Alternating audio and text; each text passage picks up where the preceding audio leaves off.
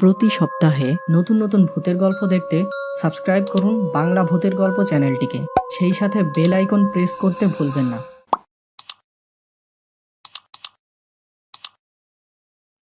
বন্ধুরা, আজকের এই সত্যিকার ভূতের ঘটনাটি পাঠিয়েছে আনাহিতা ও তার ছোট ভাই আশরাফুল ইসলাম।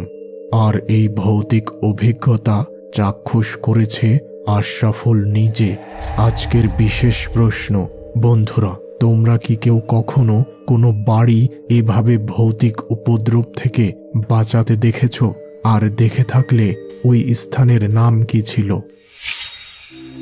বেশ কিছু বছর আগে আমরা তখন একটি ভাড়ার বাসায় থাকতাম। দীর্ঘদিন ভাড়ার বাসায় থেকে একটু একটু করে টাকা জমিয়ে আমার বাবা এক টুকরো জমি কিনেছিলেন। জমিটি ছিল আমাদের ভাড়ার বাসা থেকে কিছুটা দূরে। খুব অল্প টাকায় ওই জমিটি আমার বাবা কিনেছিলেন। জমির বিক্রেতা জানিয়েছিলেন তিনি বিদেশ চলে যাবেন, তাই তার দ্রুত কিছু অর্থ প্রয়োজন। দেখুন, অনেকেই এই জমি নিতে ইচ্ছুক, কিন্তু আপনাকে আমার ভালো মানুষ মনে হয়েছে, তাই এই জমি আমি আপনাকেই দেব। তবে একটি শর্ত আছে, জমির রেজিস্ট্রেশন না হওয়া পর্যন্ত আপনি এই জমির ব্যাপারে কাউকে কিছু জানাতে পারবেন না। আর এই জন্য বাবা জমি কেনার আগে বাহিরের কাউকে জানাননি। জমিটিতে একটি ভাঙা বাড়ি ছিল, একেবারে পরিত্যক্ত অবস্থা। জমি কেনার পর জেনেছিলাম নতুন অবস্থায় ওই বাড়িতে নাকি ভাড়াটিয়ারা বেশি দিন থাকতে পারত না। নানা প্রকার অদ্ভুত ঘটনার জন্য তারা ওই বাড়ি ছেড়ে চলে যেত।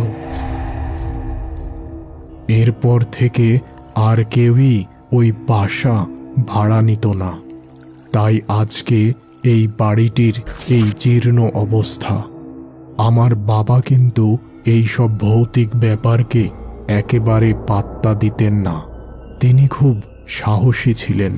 জমি কেনার পর তার কাছে আর বেশি টাকা না থাকায় তিনি ওই জমিতে বাড়ি তৈরির কাজ শুরু করতে পারছিলেন না। প্রায় প্রতিদিন বিকেলে আমি ওই জমিতে যেয়ে ঘোরাফেরা করতাম। আমার অনেক ভালো লাগতো, কারণ এটা আমাদের নিজের জমি। প্রায় 2 বছর পর আমার বাবা কিছু সঞ্চিত টাকা ও কিছু ধার করা টাকা দিয়ে ওই জমিতে নতুন বাড়ির কাজ শুরু করলেন। বাড়ি তৈরি সম্পূর্ণ হলে আমাদের ভাড়া বাড়ির কিছু জিনিসপত্র ওই নতুন বাসায় রেখে আসা হলো। রাতের বেলা চুরির ভয়ে আমি ও আমার মামাতো ভাই ওই নতুন বাসায় যেয়ে থাকলাম। রাত প্রায় 2টা পর্যন্ত আমি ও আমার মামাতো ভাই সিনেমা দেখলাম টিভিতে। এরপর আমরা ঘুমিয়ে যাই।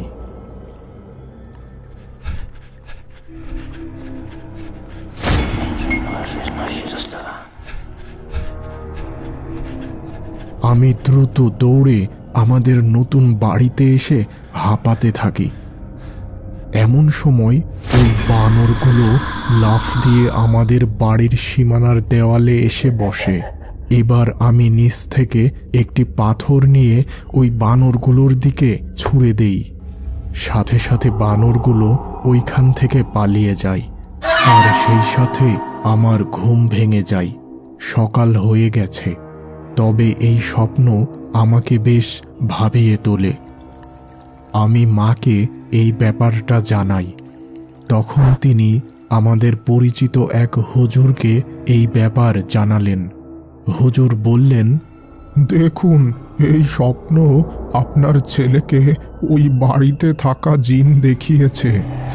তবে আপনার ছেলের ভাগ্য ভালো যে সে তার স্বপ্নেই ওই জিনগুলোকে তাড়িয়ে দিয়েছে, নতুবা তারা আপনার ছেলের ক্ষতি করত।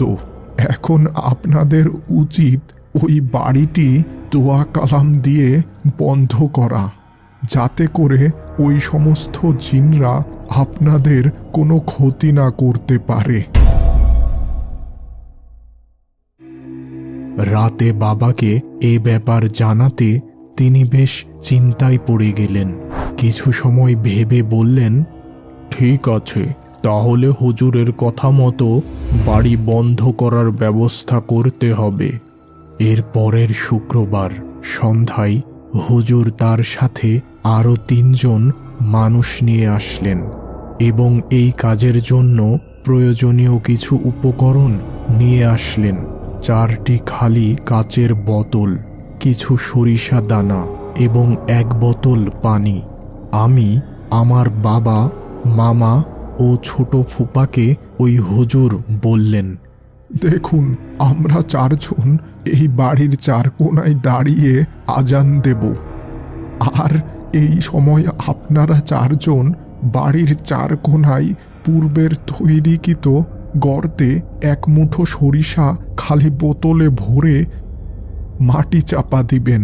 সাবধান, আজান শেষ হওয়ার আগেই কিন্তু এই কাজ আপনাদের সম্পূর্ণ করতে হবে, যত বাধাই আসুক না কেন, অন্যথা হলে কিন্তু মহা বিপদ। সময় মতো আজান শুরু হলো আর আমি আমার কাজ শুরু করলাম। আর যখন ওই বোতলটি গর্তে রাখতে যাব, এমন সময় বিকট এক শব্দে বেশ অবাক হলাম। মনে মনে ভাবলাম, বাবা বা আমার আত্মীয়দের সাথে কোনো সমস্যা হলো না তো? ওইখান থেকে ওঠার উপক্রম করতেই আমার মনে হলো হুজুরের কথা। তিনি বলেছিলেন, যত বিপদই আসুক না কেন, আজান শেষ হওয়ার আগে কাজ শেষ করতে হবেই। আমি তখন দ্রুত মাটি দিয়ে গর্ত ভরাট করলাম। এরপর আমি জানতে পারি আমার ছোট ফুপার দিক থেকে ওই বিকট শব্দটি হয়েছিল এবং ফুপা ওই শব্দে সেখানেই অজ্ঞান হয়ে গিয়েছিল। ভাগ্য ভালো যে যিনি আজান দিচ্ছিলেন তিনি আজান দেওয়া অবস্থায় ফুপার বাকি কাজগুলো সম্পূর্ণ করেছিল। পরে হুজুর জানিয়েছিলেন যে ফুপার কাজ অসম্পূর্ণ থাকলে যারা যারা এই কাজে অংশগ্রহণ করেছিল তাদের সকলের ভীষণ ক্ষতি হতো। এরপর থেকে আমাদের নতুন বাড়িতে আর কোনো প্রকার অস্বাভাবিক কিছু ঘটেনি।